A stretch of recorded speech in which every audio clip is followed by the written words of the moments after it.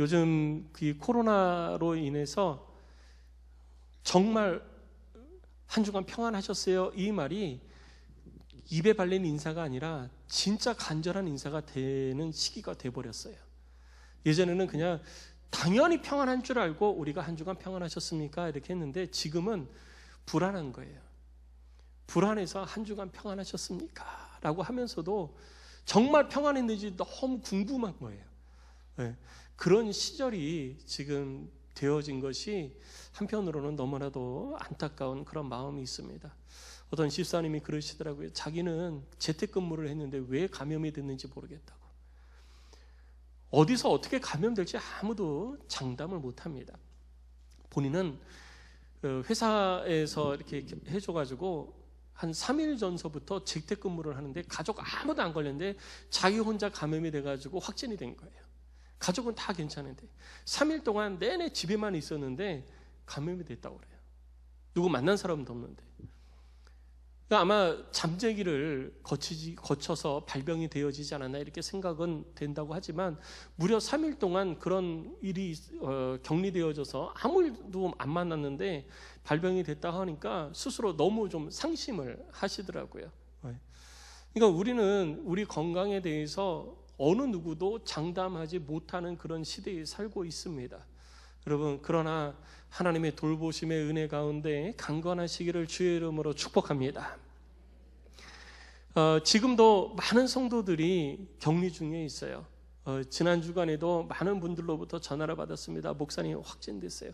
우리 애가 확진됐어요. 그리고 며칠 있다가 목사님 저까지 확진됐어요. 이러면서 많은 전화를 받았습니다. 그러나 그 격리 기간 동안에 오히려 하나님 앞에 감사하며 가족들이 함께 할 수 있는 시간을 갖게 된 것에 감사하다라는 그런 말을 들으면서 저도 또한 감사했어요.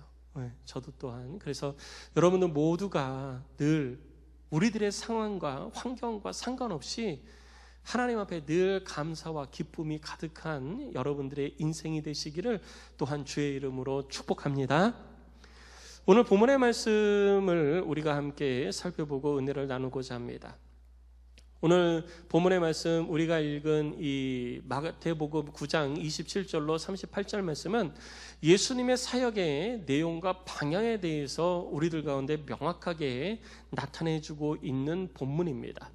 그러면서도 우리들이 이 땅에서 어떻게 어떤 주관을 가지고 삶을 살아야 할지를 예수님의 말씀을 통해서 가르침을 받을 수 있는 그런 내용으로 구성이 되어져 있습니다.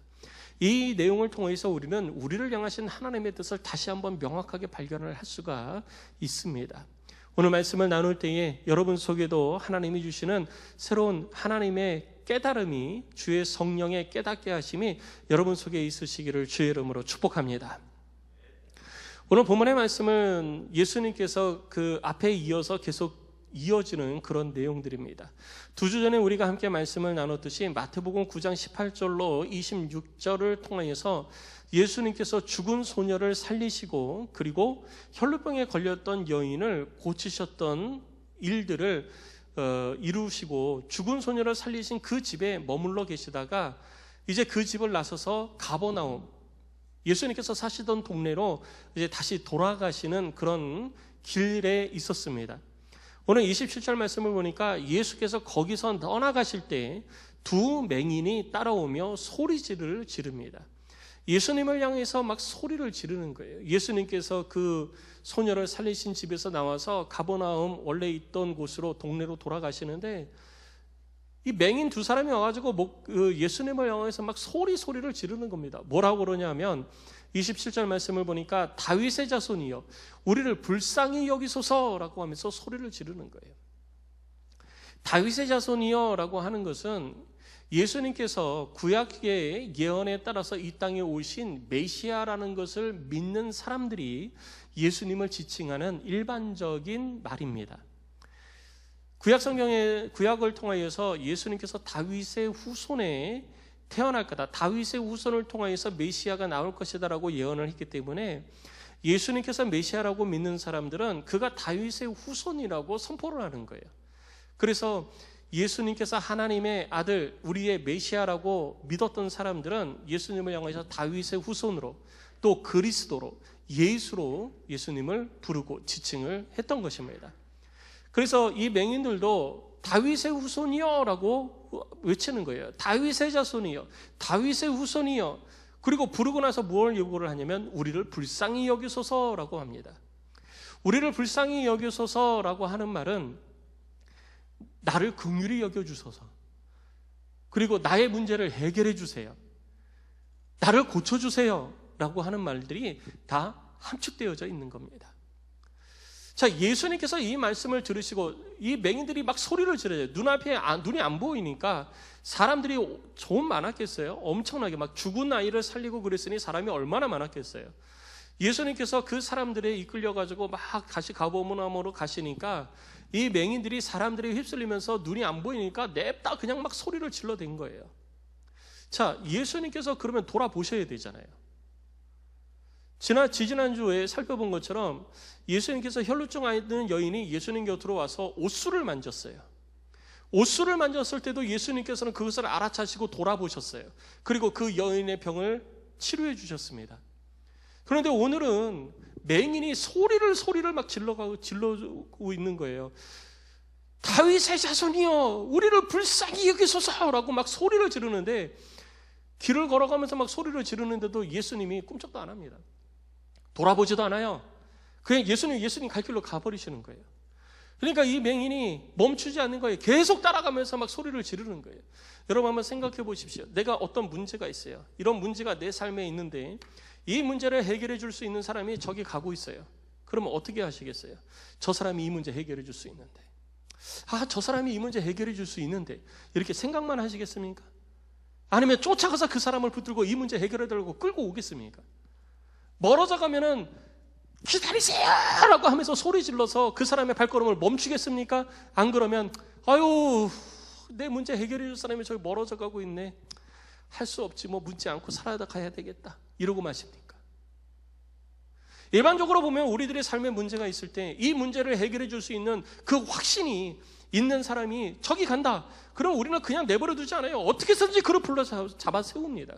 그리고 끌고 오는 거예요. 끌고 와서 제발 이 문제 좀 해결해 달라고. 당신은 이 문제 해결할 수 있는 사람이니까 문제 해결해 달라고, 그래서 나를 도와달라고 요청을 하지 않겠습니까?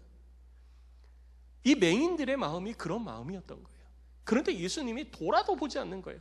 그리고 계속 자기 갈 길을 가시다가 28절 말씀을 보니까 예수께서 집으로 들어가 버리셨어요. 자, 어떻게 해야 될까요? 포기해야 됩니까? 이제 끝났네. 예수님 들어갔으니까 뭐 할 수 없지 뭐. 할 수 없지 뭐. 예수님 뭐 이제 들어가 버리셨는데 난 그냥 평생 맹인으로 그냥 남은 인생 살아야 되겠다, 이러고 말아야 될까요? 이 두 맹인은 거기서 그치지 않았어요. 어떻게 해서든지 이 문제를 해결을 받고 싶었던 것입니다. 그래서 집 안으로 따라 들어간 거예요. 집 안으로 따라 들어가서 예수님 앞에 나아갔습니다. 그제서야 예수님께서 그들을 바라보시는 거예요. 그리고 예수님께서 그들에게 묻는 물음이 무엇인지 아세요? 예수님께서 그들에게 묻는 물음이 뭐냐 하면, 내가 능히 이 일을 할 줄을 믿느냐라고 물으시는 겁니다. 예수님께서 왜 대답을 안 하셨느냐? 예수님께서 왜 그냥 여태까지 계속 걸어오셨느냐? 그들의 믿음을 보기를 원하셨던 거예요. 믿음은 단순히 그냥 그렇게 생각하는 거지만, 생각한다고 해서 다 믿음이 아니에요. 믿음은요, 온전한 믿음은 생각으로 그치는 것이 아니라 행동으로 나타나는 것입니다. 그래서 예수님을 불렀고, 그리고 예수님을 쫓아왔고, 예수님이 눈에 안 보이게 집으로 들어가셨음에도 불구하고 멈추지 않고 집 안으로 들어와서 예수님 앞으로 나온 것입니다. 예수님은 그들의 믿음을 보기를 원하셨던 거예요. 확실하게 내가 고쳐줄 줄 네가 믿느냐라고 물으시는 거예요. 그때 이 두 맹인이 이렇게 대답합니다. 주여 그러하오이다.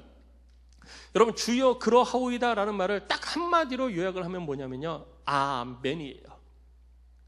주여 그러하오이다 라는 말은 내가 그렇게 할 줄 믿느냐, 내가 능히 이 일을 고쳐줄 줄로 믿느냐라고 했을 때, 주여 내가 믿습니다, 주님은 반드시 이거 고칠 능력이 있는 겁니다 라고 자기의 의지를 가지고 고백하고 있는 거예요.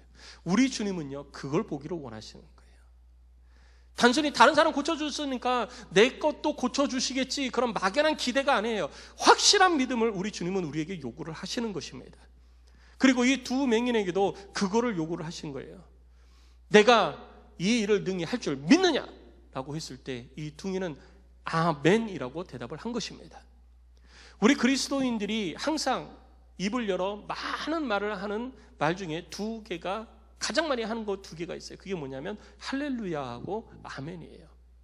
뭐 교회 안 다니는 사람도 할렐루야 아멘은 많이 나와요. 많이 들었어요. 그리고 요즘은 뭐 저는 별로 그거 이렇게 보기에 듣기에 좋은 건 아닌데, TV 예능 프로그램에도 보면 가끔 가다가 코미디언들이 이렇게 막 이렇게 대사하다가 뭐 할렐루야 그러고 아멘 그러고 뭐 믿습니까 그러고 막 그래요.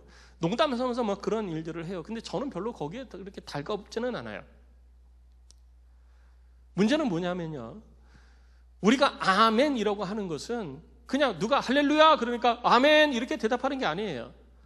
아멘이라고 하는 것은요, 당신의 말에 내가 내 의지를 가지고 내가 전적으로 동의하여 행동합니다 라는 말을 함축하고 있는 거예요. 그래서 예수님께서 네가 내가 이 일을 능히 할 줄 믿느냐라고 했을 때 아멘이라고 이야기를 한 것입니다. 그렇게 이 두 맹인이 아멘이라고 했을 때 우리 주님이 말씀하신 거예요. 네 믿음대로 되라. 그랬더니 그 눈이 고침을 받은 줄로 믿습니다. 우리 주님이 내가 너를 낫게 해주겠다 이렇게 말씀하지 않으셨어요. 내가 고쳐주겠다 이렇게 말씀하지 않았습니다. 내가 보게 해줄게 이렇게 말씀하지도 않았어요. 네가 믿느냐라고 물으신 것입니다. 우리 주님께는 능력이 있습니다. 그러나 그 능력이 우리들의 삶 가운데 경험되어지기 위해서 필요한 것은요, 우리들의 믿음인 것입니다. 우리 주님은 우리들의 가지고 있는 것을 보시고 우리들의 삶의 문제를 해결해 주시는 분이 아니에요. 우리들이 가지고 있는 지식을 보시고서 우리들의 삶의 문제를 해결해 주시지 않습니다. 내가 예수님에 대해서 얼마나 잘 알고 있느냐에 따라서 우리들의 문제 해결해 주시지 않아요. 우리들이 교회를 얼마나 오래 다녔느냐, 오래 출석했느냐, 그거에 따라서 우리들의 문제를 해결해 주시지 않습니다. 우리들이 교회에서 가지고 있는 직분이 무엇이냐에 따라서 우리들의 문제를 해결해 주시는 분이 아니십니다. 우리 주님이 요구하시는 것은 우리들의 믿음인 것입니다. 그래서 우리 주님이 물어보시는 것입니다. 내가 이 일을 능히 할 줄 믿느냐? 성도 여러분, 여러분들의 문제가 무엇이든지 주님께로 가져가시기를 주의 이름으로 축원합니다. 그리고 주께 말씀하십시오. 주여, 주께서 능치 못하심이 없으신 분이시오니 이 문제를 해결하여 주실 줄 믿습니다. 여러분들의 마음의 의지를 가지고 그렇게 입을 열어 선포하시고 고백하시기 바랍니다. 그때 주님의 역사를 경험하게 될 줄로 믿습니다. 우리들의 믿음이 부족하여서 하나님의 능력을 경험하지 못하는 거예요. 하나님의 손이 짧아서도 아니고 하나님의 능력이 부족해서도 아닙니다. 우리들의 믿음이 연약하여서, 내가 온전한 믿음을 갖지 못하여서 하나님의 살아계심의 능력을 경험하지 못하는 것입니다.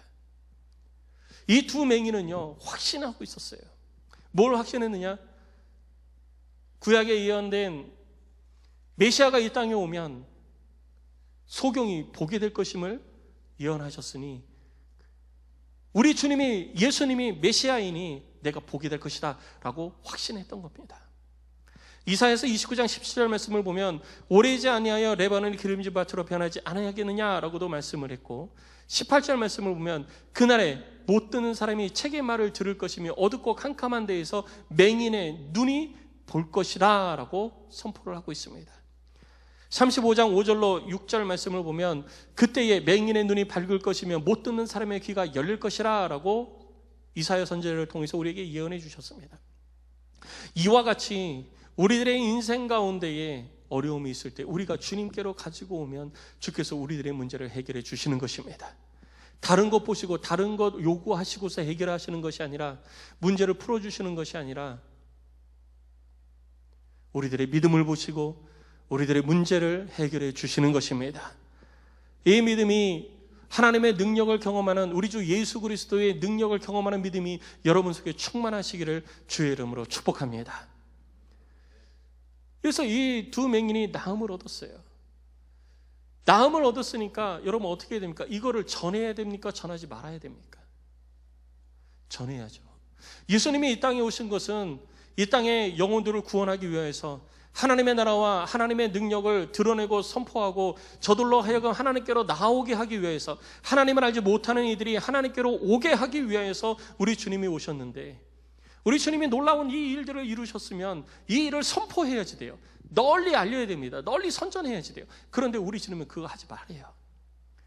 오늘 30절 말씀을 보니까 예수께서 엄히 경고하시되 삼가 아무에게도 알리지 말라. 아무에게도 얘기하지 말래요. 아니, 이 말을 드러내야 되는데, 이 놀라운 사실을 나타내고 드러내야 되는데 아무에게도 얘기하지 말래요. 도대체 왜 예수님께서는 아무에게도 얘기하지 말라고 그러신 걸까요? 이유는 목적이 훼손될 수 있기 때문이에요. 우리 주님이 이 땅에 오신 이유는요, 우리들의 질병을 고쳐주시기 위해서 오신 게 아니에요.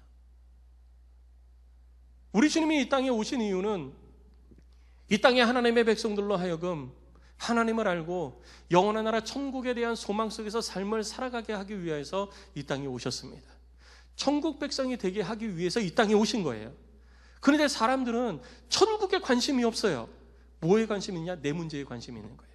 지금 내가 눈 못 보는 거, 지금 내가 말 못하는 거, 지금 내가 어려움에 빠져 있는 거, 지금 내가 경제적인 문제에 헤매고 있는 것, 지금 내가 자녀의 문제로 인해서 고통당하고 있는 것, 거기에만 관심이 있는 거예요. 천국에 대해서 관심이 없어요. 내 문제 해결되어지는 것에만 관심이 있어요. 그래서 예수님께서는요, 이 일을 드러내지 말라고 말씀을 하신 것입니다. 보다 구체적인 내용은 또 뒤에 나옵니다. 뒤에 가서 다시 한번 말씀을 드리고, 예수님께서 그렇게 경고를 이 30절에 하셨는데 31절에 보니까 이 사람들이 예수의 소문을 나가서 다 온 땅에 퍼뜨려 버린 거예요. 얼마나 입이 근질근질하겠어요. 못 보다가 봤는데. 저도 그랬잖아요. 제가 그 눈 수술을 하고 나서 이게 안 보이던 게 보이니까 너무 좋아요. 그래서 제가 막 이야기를 했잖아요. 그러니까 막 이걸 얘기하고 싶은 거예요. 입이 막 근질근질하게 해서 자기가 못 보다가 보게 되었으니 얼마나 입이 근질근질하겠어요. 평생을 못 보던 사람들인데 막 입이 근질근질 해가지고 이거를 막 얘기하고 싶은데 못 견디는 거예요. 이게 예수님의 말씀이 기억나지 않는 거예요. 만나는 사람마다 막 내가 보게 됐다고 이 놀라운 사실을 사람들한테 다 얘기해버린 거죠. 그래서 퍼져나간 거예요. 그리고 이들이 고침을 받고 집에서 나갈 때 32절을 보니까 이번엔 귀신 들려서 말 못하는 사람이 예수께로 나옵니다. 사람들이 귀신 들려서 말 못하는 사람을 데려오는 거예요. 말을 못하는 거죠. 근데 여기서 우리가 착각하면 안 되는 것이 뭐냐면요, 말을 못한다고 해서 다 귀신 들린 건 아니라는 거예요. 우리가 착각하면 안 돼요. 우리가 질병이나 혹은 육체의 문제나 삶의 문제가 다 귀신 때문에 발생되어지는 것은 아닙니다. 귀신 때문에 발생되어지는 것도 있어요. 하지만 전부 다 그런 것은 아닙니다. 그래서 우리가 모든 것을 다 귀신으로 귀신의 장난, 귀신의 역사로 바라보면 우리는 하나님의 행하신 일들을 온전히 깨닫지 못하게 되어지는 거예요. 그래서 모든 것들을 귀신의 장난, 귀신의 일들로 다 바라보면서 생각을 하게 되면은 우리는 하나님의 말씀에서 벗어나게 되어집니다. 이단이 되어버리는 거예요. 제가 말은 안 하지만 여러분 다 아시잖아요. 귀신의 모든 것들을 다 귀신으로 풀어가는 그런 이단이 있잖아요. 근데 오늘 본문에 나타난 이 사람은요, 귀신 들림으로 인해서 말을 못하게 된 거예요. 그전에는 말을 했어요. 말을 했었는데 귀신이 들려가지고 말을 못하게 된 거예요. 자, 여기에 대해서 우리가 이해가 필요합니다. 우리의 육신은 그냥 움직이는 게 아니에요. 우리들의 육신은 우리들의 생각, 곧 우리들의 영의 지배를 받습니다. 내가 이렇게 해야지 생각한 게 아니라 생각을 따라서 내 몸이 움직여가는 거예요. 그런데 우리들의 영을 귀신이 사라져보면 귀신이 생각한 대로 우리들의 삶이 움직여가는 거예요. 우리들의 육신이 그렇게 움직여가는 겁니다. 우리들의 육신이 내 생각, 내 영의 지배를 받는 것이 아니라 내 마음대로 되어지는 것이 아니라 귀신의 마음대로 되어버리는 거예요. 그래서 귀신이 말을 못하게 하기도 하고 귀신의 말을 하기도 하는 것입니다. 그래서 귀신 들린 사람을 보면 그 사람의 의지와 상관없이 행동을 하게 되어지고 걷게 되어지고 뛰게 되어지고 그렇게 되어지는 거예요. 그래서 우리는 귀신에 들린 자가 되는 것이 아니라 주의 성령에 사로잡힌 자가 되어야 될 줄로 믿습니다. 주의 성령에 사로잡힌 자는요, 하나님의 성령이 말하게 하시는 대로 말하는 거예요. 하나님의 성령이 행하라 하는 대로 행하게 되는 것입니다. 근데 주의 성령에 사로잡히지 않고 내가 나를 다스리기 시작하면요, 내가 하고 싶은 대로 하는 거예요. 내가 말하고 싶은 대로 말하고 내가 하고 싶은 대로 행동하게 되는 것입니다. 이 사람은 귀신으로 인하여서 말 못하는 사람이에요. 예수께로 다가오니까 예수님께서 귀신을 쫓아내고 그가 다시 말을 하기 시작을 했습니다. 사람들이 깜짝 놀란 거죠. 야, 진짜 이런 일이 벌어지는구나. 이 놀라운 일이 벌어지는구나 하고서 사람들이 깜짝 놀라는데, 그 가운데에 34절 말씀을 보니 바리새인들은 이르되 그가 귀신의 왕을 의지하여 귀신을 쫓아낸다 하더라. 자, 여기에서부터 오늘 우리가 읽은 이 마태복음 9장 34절부터 예수 그리스도를 대적하는, 구체적으로 대적하는 자들이 이제 나타나기 시작을 하는 거예요. 그 전에는 바리새인들과 사두개인들도 예수님을 선생님이라고 부르면서 제자가 되겠다고 찾아온 사람들도 있었어요. 예수님이 진짜 메시아인가 의구심을 가지고 있었던 사람들이었죠. 하지만 지금부터서는 사람들이 다 예수님을 따르니까 자기가 이스라엘 백성들의 지도자들이었는데 이제는 지도자의 자리가 흔들리기 시작을 한 거예요. 그래서 귀신이 쫓겨나가는 것을 보면서, 귀신이 쫓겨나가는 것은 예수가 귀신의 왕이기 때문에 저렇게 귀신을 다스리는 것이다 라고 하면서 사람들을 미혹하기 시작을 했던 것입니다. 이제 구체적으로 예수를 대적하기 시작을 하는 것이 바로 이때부터예요. 예수님께서 이러한 일들을 많이 나타내시니까 사람들이 예수님을 공격하기 시작을 한 것입니다. 자, 이렇게 예수님께서는 그의 삶 속에서 하나님의 뜻을 이루어 갔습니다. 오늘 35절 말씀을 보니까 예수께서 모든 도시와 마을을 두루다니사 그들의 회당에서 가르치시며 천국 복음을 전파하시며 모든 병과 모든 약한 것을 고치시니라 라고 기록이 되어져 있습니다. 예수님께서 두루 다니셨어요. 어디를 두루 다니셨냐? 가버나움을 중심으로. 가버나움은 갈릴리 북쪽 지역이잖아요. 그래서 갈릴리 북부 지역의 많은 도시와 마을들을 두루 찾아다니시면서 주님께서 이 땅에 오신 일들을 행하셨습니다. 그것이 뭐냐 하면 가르치시고 전파하시고 고치시는 일이었어요. 가르치시는 일만 하지 않았어요, 예수님은. 그리고 전파하시는 일만 하지도 않으셨습니다. 예수님은 고치시는 일만 하지도 않으셨어요. 예수님은 가르치시고 전파하시고 고치시는 일들을 다 하신 거예요. 여러분, 가르친다라는 것은 천국 복음을 가르치는 것입니다. 천국이 어떠한 것인지 천국에 대해서 가르치는 거예요. 그 다음에 전파하는 것은 이 천국 복음을 통하여서 우리들의 삶 가운데에 소망이 되어짐을 널리 드러내기 시작을 한 것입니다. 그리고 고치신 것은 뭐냐면요, 우리들의 삶 가운데 있는 모든 문제들, 이런 문제들이 육신의 옷을 입고 삶을 살아가는 동안에는 끊이지 않습니다. 그런데 영원한 나라 천국이 되어지면 그럼 우리들은 어떻게 됩니까? 우리들의 문제들은 어떻게 됩니까? 라고 하는 사람들의 의구심에 예수님께서는 그런 문제들은 천국에서는 이젠 더 이상 문제가 되지 않는다라고 하는 것을 실제로 증거로 보여주신 거예요. 예수님께서 이 땅에서 행복하고 잘 살아라고 고쳐주신 게 아니에요. 예수님께서 이 땅에서 너희들이 만족하면서 살라고 보게 해주시고 듣게 해주시고 말하게 해주시고 앉은 맹이 고치시고 한 것이 아니에요. 하나님의 나라, 영원한 나라 천국이 임하면 그 천국에서의 삶은 이 땅에서의 그런 질병과 고통과 어려움들은 없다라고 하는 것을 보여주기 위해서 예수님께서는 고치시는 일을 행하신 것입니다.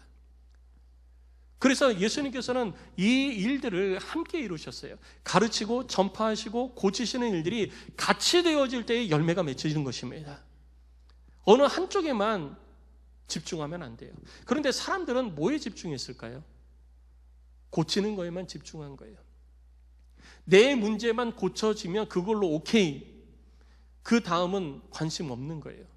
천국에 대해서 관심이 있는 게 아니라 지금 내 문제가 고쳐지는 것에 대해서 관심이 있는 거예요. 그래서 저는 늘 말씀드리잖아요. 기독교는 종교가 아니라고. 종교는요, 내가 가지고 있는 문제가 나를 짓눌러서 내가 행복하지를 않아요. 그래서 내가 행복해지기 위해서는 내 문제가 해결되어져야 되는데 내 힘으로는 안 되니까 절대자에게 이 문제를 해결해 달라고 비는 것이 그것이 종교입니다. 그래서 그 문제가 해결되어지면 내가 행복하고 즐겁게 이 땅에서 삶을 살아가도록 하는 것, 결국 내가 원하는 것을 이루는 것이 그것이 종교 활동이고 종교 생활이에요. 그럼 우리는 왜 종교가 아니라고 하느냐? 우리는 나를 위해서 사는 삶이 되지 않기 때문에 종교가 아닙니다. 우리는 내가 고침을 받고 내가 온전한 삶이 되어져서 야, 이제 행복하고 즐거우니까 이제 내가 원하는 대로 내가 누리면서 삶을 살아보자. 이 땅에 한 인생 사는 거 한번 잘 살아보자 라고 하면서 사는 것이 우리들의 삶이 아니잖아요. 우리는 우리들의 삶의 문제가 고침을 받고 해결되어짐으로 인해서 이제는 나를 위해서 사는 것이 아니라 주를 위해서 살게 하려고 우리를 구원해 주셨잖아요. 우리는 이 땅에서 내가 행복하고 즐거운 것이 아니라 하나님의 영광을 위해서 삶을 살아가는 자가 된 것입니다. 그래서 우리는 종교가 아니에요. 우리들의 삶인 것입니다. 하나님을 믿는 자들은요, 종교가 아니라 삶을 이루어가는 거예요. 새로운 삶을 이루어가는 것입니다. 이전 것은 지나갔으니 보라 새 것이 되었도다. 이전 것대로 사는 것이 아니라 새로운 삶을 살아가는 것이 우리 그리스도인의 삶인 것입니다. 그런데 사람들은 거기에 관심이 없는 거예요. 천국이 보이지도 않는 천국에 무슨 관심이 있어? 지금 내 삶에 문제가 있는데, 내 팔이 아프고 내 어깨가 아프고 지금 내게 질병이 있고 암덩어리가 내 몸속에 있다고 그러는데 천국이 무슨 소용이야? 천국이 지금 내 문제가 해결되어져야지. 내 아들, 딸이 지금 문제이지 천국이 무슨 문제야? 그런데 여러분, 이사야서를 통해서 하나님께서 우리에게 주신 말씀은요, 그날이 되어지면 이 모든 것들 가운데서 우리를 자유케 하시는 것입니다. 더 이상 우리들 가운데 문제가 없게 되어지는 거예요. 예수님께서 왜 귀신을 고치시는 사역이 또 등장을 했느냐? 다시 한 번 더 기억하라는 거예요. 귀신도 우리 주님의 권세 아래 있다라는 것입니다. 귀신의 능력도 우리 주님의 권세만 못한 것입니다. 성도 여러분, 무슨 문제가 있든지 주님께로 가져가시기 바랍니다. 그리고 고침 받으시기 바랍니다. 네 믿음대로 되라 하시니 여러분들의 믿음대로 역사하시는 하나님의 능력을 경험하여 여러분들의 삶이 온전케 되어지시기를 주의 이름으로 축원합니다. 그러나 거기에서 멈추면 안 돼요. 그것을 통해서 우리는 무엇을 이루어야 되느냐? 하나님의 온전한 뜻을 이루어야 되는 것입니다. 그런데 많은 사람들이 자기의 삶의 문제만 집중하고 있는 거예요. 그래서 예수님께서 그들의 질병이나 어려움이나 삶의 문제들을 고쳐주셨으면 예수님께서 어떻게 하셔야지 돼요? 야, 너 이제 고쳐줬으니까 잘 살아, 행복하게 살아야 돼 라고 하면서 예수님께서 슬퍼해야 되나요? 슬퍼해야 되나요? 여러분, 누군가를 도와주고 여러분 주변에 있는 어려운 사람 도와주고 문제 해결해주면 여러분 막 슬프세요? 내가 옆에 있는 사람 어려운 거 내가 도와줬는데 마음이 너무 슬퍼요. 막 통곡을 하고 울어요. 여러분, 그래야 됩니까? 아니면 내가 도와주고 섬겼으니 마음에 만족이 있고 기쁨이 있고 감사가 있으십니까? 마음에 기쁨이 있고 감사가 있죠. 그런데 오늘 본문에 보니까 우리 주님이 이렇게 하시는 거예요. 이 모든 연약한 것들을 다 고쳐주셨음에도 불구하고 36절 말씀을 보니까 무리를 보시고 예수님께서 그들을 불쌍히 여기신 거예요. 아니, 다 고쳐주셔서 온전케 되어졌는데 왜 불쌍히 여기실까요? 왜냐하면 그들이 목자 없는 양과 같이 고생하며 기진하였기 때문인 거예요. 여러분, 세상 문제에 초점을 맞추면요, 우리가 온전해지지 못해요. 여러분, 한번 생각해 보세요. 세상에 문제가 있어서 그 문제가 해결이 되어졌어요. 그러면 더 이상 문제 없습니까? 우리가 흔히 이야기하죠. 이것만 해결되어지면 내 생에 원이 없다. 정말 원이 없으십니까? 내가 월세에서 전세로만 가도 내가 원이 없겠다. 그래서 월세에서 전세로 가서 원이 없으신가요? 아니잖아요. 더 원하는 게 있잖아요. 내가 이 질병에서 나음만 얻으면 내가 더 이상 바랄 것이 없겠다. 내 인생에 더 이상 바랄 것이 없다. 내가 그거보다 더 큰 것을 바라면 내가 인간이 아니다. 여러분, 그렇게 함부로 말씀하시죠. 그런데 정말 여러분 아무것도 바라지 않습니까? 이거 해결되면 또 다른 거 원하시잖아요. 진짜 큰 문제는 뭔지 아세요? 우리들의 육신의 옷을 입고 삶을 이 땅에서 살아가는 동안에는 문제가 끊이지 않는다라는 거예요. 이거 해결되어지면 그 다음에 문제 없을 줄 알았는데 다람쥐 쳇바퀴 돌듯이 문제 하나 해결되고 나니까 또 다른 문제 생기고, 그거 해결하고 나니까 또 다른 문제 생기고, 그거 해결하고 나니까 또 다른 문제 생기고, 문제 속에서 다람쥐 쳇바퀴 돌듯이 계속 헤매는 거예요. 예수님이 그걸 보신 거예요. 그래서 불쌍하다고 말씀하신 겁니다. 안타까우신 거예요. 목적지가 분명하게 있어야 되는데, 목적이 분명해야 되는데 목적이 잘못된 거예요. 우리들의 삶의 목적은 우리들이 이 땅에서의 인생이 되어서는 안 되는 것입니다. 우리들의 삶의 목적은 영원한 나라 저 천국이 되어야 되는 것입니다. 우리들의 인생의 목적이 천국에 딱 맞춰져 있어야 이 땅에서 문제가 있어도 그 문제가 이제는 문제로 보이지 않기 시작을 하는 거예요. 지금 내가 죽을 병에 걸렸어도, 이 땅에서 죽어도 내가 천국에 갈 텐데, 천국에 가면 눈물도 없고 고통도 없고 아픔도 없고 슬픔도 없고 하나님의 은혜 가운데 내가 평화로운 삶, 참된 평화를 누리며 영원토록 왕노릇하며 살 텐데, 이까짓 것 문제, 이게 내가 천국 가는 데 있어서 무슨 방해가 된다고 하찮게 여기는 거예요. 아무리 큰 문제가 있어도 이 문제, 이게 나를 죽여도 나는 천국 가는데 뭐. 그러니까 이 땅에서의 문제가 더 이상 문제가 되지 않는 거예요. 그 문제들 가운데에서, 환경 가운데서 자유함을 누리게 되는 것입니다. 그런데 천국의 소망을 두지 않고 문제의 소망을 둔 사람은요, 계속 문제에 부딪히는 거예요.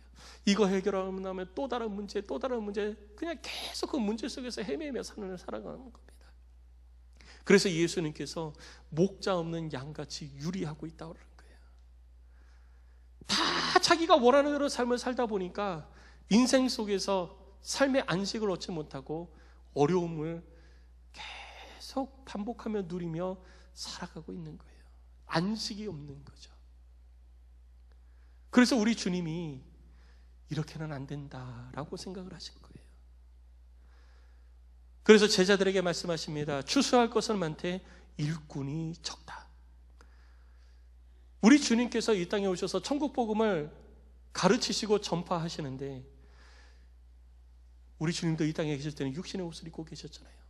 아무리 열심히 다니고 돌아다니시고 전파하시고 방문하시고 골목골목 찾아다니면서 집집마다 두들기면서 천국 복음을 가르치시고 전파하셔도 육신의 옷을 입고 계시는 동안에는 그게 다 한계에 부딪히는 거예요. 제자들에게 이 일을 맡겨야 되는데 제자들만 가지고도 안 되는 거예요. 너희들이 먼저 하나님의 뜻을 이루어 가야 된다라고 말씀하시지만 너희들만 가지고 안 되는 거예요. 그래서 일꾼이 적다라는 거예요. 너희들이 이 일을 해야 되는데 너희들 힘만 가지고 안 되니까 추수하는 주인에게 청하여 추수한 일꾼을 보내주소서 하라라고 우리 주님이 말씀을 하신 것입니다. 왜 추수한 일꾼이 필요합니까? 하나님의 뜻을 이루기 위해서예요. 우리들의 힘만 가지고 하나님의 뜻을 이룰 수 없기 때문에 하나님의 뜻을 이루기 위해서는 추수할 일꾼이 더 필요한 것이죠. 우리들의 삶이 내게 맞춰져 있으면 추수한 일꾼 바라지 않습니다. 그냥 내가 원하는 대로 삶을 살아가는 거예요. 문제 해결됐으니까 내가 하고 싶은 대로, 내가 원하는 대로 가면 되는 거예요. 그런데 우리들의 삶이 내게 맞춰져 있는 것이 아니라 하나님의 뜻에 딱 맞춰져 있으니까 하나님의 뜻을 이루기 위해서는 나 혼자만, 내 삶 가지고는 안 되는 거예요. 나 혼자만 가지고는 안 되는 거예요. 그래서 우리 주님께 추수한 일꾼을 더 보내주시옵소서라고 기도하라고 말씀하신 것입니다. 성도 여러분, 예수를 믿고 구원받았으면 이제는 세상의 소망을 두는 것이 아니라 영원한 나라 천국의 소망을 두고 삶을 살아가는 하나님의 사람이 되시기를 주의 이름으로 축원합니다. 고린도후서 5장 15절 말씀에 이렇게 기록하고 있습니다. 그가 모든 사람을 대신하여 죽으심은 살아있는 자들로 하여금 다시는 그들 자신을 위하여 살지 않고 오직 그들을 대신하여 죽었다가 다시 살아나신 이를 위하여 살게 하려 함이라. 우리를 구원하신 이유는요, 이제는 네가 원하는 대로 사는 것이 아니라 새로운 피조물이 되어져서 새로운 인생을 살라고 우리를 구원하신 거예요. 새로운 인생이 되어졌는데, 새로운 인생을 살아갈 수 있는데 여전히 과거의 삶에 얽매여져 있다면 이제는 벗어나시기 바랍니다. 그리고 하나님의 뜻을 이루어 가시기를 주의 이름으로 축복합니다. 하나님의 뜻을 이루어 가는 것은 이 땅에 목자 없는 양같이 유리하는 자들, 하나님을 알지 못하고 천국 소망이 없는 인생을 살아가는, 이 땅의 문제 가운데에서 다람쥐 쳇바퀴 돌듯이 헤어나지 못하는 문제 속에 거하는 그 사람들에게 천국 복음을 가르치고 전하고 하나님의 능력을 드러내서 그들로 하여금 하나님의 백성이 되게 하는 것입니다. 이 일을 이루어 가시기를 주의 이름으로 축원합니다. 그리고 우리들의 힘만 가지고는 안 돼요. 그래서 하나님께 기도해야 돼요. 하나님, 이 일을 이룰 추수할 일꾼을 더 내게 보내주시옵소서. 우리가 함께 이 일을 이루어 가겠습니다. 하나님, 나를 도와주세요. 우리 이렇게 기도하는 자가 되어야 될 줄로 믿습니다. 말씀을 정리합니다. 성도 여러분, 문제가 있습니까? 그 문제가 무슨 문제입니까? 주께로 가져가십시오. 주를 부르십시오. 그래야 우리 주님이 응답하십니다. 주를 부르는 것이 기도인 것입니다. 그 문제가 무슨 문제입니까? 문제가 얼마나 크냐 작냐 그거 아무 소용없어요. 문제가 크든 작든 그건 우리들의 시각이에요. 우리들의 눈에 보기에 이건 어려운 문제, 이건 쉬운 문제, 이건 큰 문제, 이건 작은 문제, 우리들의 눈으로 보는 거예요. 우리 하나님이 보시기에는요 다 똑같은 거예요. 왜? 하나님의 주권 아래 있고 하나님의 권세보다 못하기 때문인 것입니다. 우리들의 손은 안 돼도 우리 주님의 능력은 되는 줄로 믿습니다. 그러니 주님께로 가져가시기 바랍니다. 우리 주님께로 가져가서 주님 고쳐주세요 라고 하는 것이 기도예요. 이 기도가 여러분 속에 있으시기를 바랍니다. 그리고 기도에도 응답하시는 하나님의 능력을 경험하는 우리 한국의 모든 성도들이 되시기를 주의 이름으로 축원합니다. 그리고 이제는 문제에서 벗어나십시오. 여러분들의 시선을 문제에 두지 말고 하나님께로 맞추십시오. 영원의 나라 천국에 여러분들의 시선을 맞추십시오.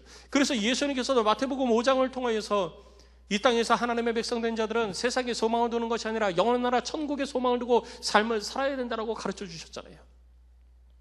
천국에 소망 두고 살아가십시오. 천국 백성다운 하나님의 사람으로 다시 한번 새로운 인생을 찾아가는 우리 한국의 모든 성도들이 되시고, 이 사순절 기간 하나님의 뜻을 이루기 위하여서 주의 복음을 나누고 전하고 영혼을 구하는 하나님, 이 일에 힘쓰는 우리 한국의 모든 성도들이 되시기를 주의 이름으로 축복합니다. 우리 시간 함께 찬양하고 기도합시다. 이 시간 함께 찬양하고 기도할 때에 오늘 말씀을 기억하면서 우리 함께 찬양하고 기도합니다. 먼저는 하나님, 내 삶의 연약함을 주께로 가져가오니 내 문제, 내 연약함 치료하여 주시어 온전케 하여 주시옵소서. 내 삶을 치료할 자 하나님밖에 없습니다. 무너진 내 삶, 고통 가운데 있는 내 문제들 하나님 치료하여 주시고, 네 믿음대로 되라 하실 때에 내 믿음대로 하나님 역사하여 주시옵소서. 기도합시다. 그리고 두 번째, 주여, 내가 주님의 뜻을 이루겠습니다. 전도하여 영혼 구원을 하는 일에 내가 하나님의 뜻을 이루는 삶을 살겠습니다. 내가 먼저 일꾼이 되어지겠으니 하나님 추수할 일꾼을 내게 더 보내주시옵소서. 그래서 주의 온전한 일들이 이 땅 가운데 이루어지게 하여 주시옵소서. 우리 제목을 가지고 우리 함께 기도하는 시간을 갖도록 하겠습니다.